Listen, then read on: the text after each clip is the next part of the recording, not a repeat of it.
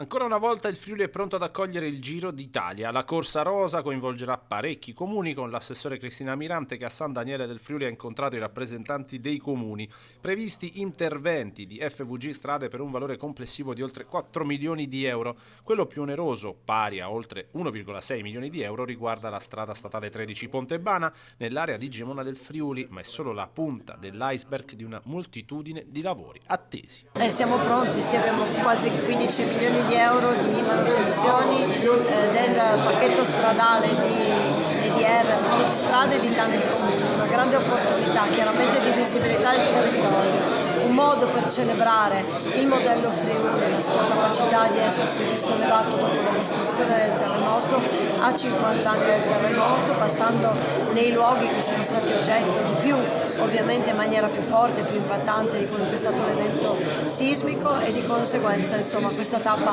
ha un'importanza mediatica molto importante, ma secondo me una bella vetrina per il nostro territorio, che è sempre più attrattivo, e di conseguenza la regione ovviamente è a suo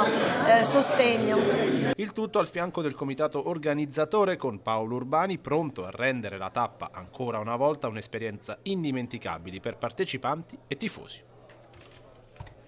Devo dire che con il sopralluogo sulla caserma Goi Pantanali di Gemona, effettuato ancora un anno fa da RCS e dalla Regione con l'assessore Riccardi,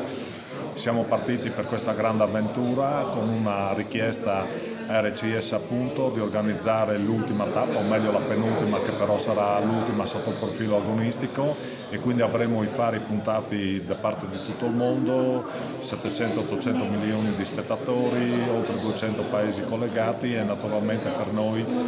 ce la dobbiamo mettere tutta per fare bella figura.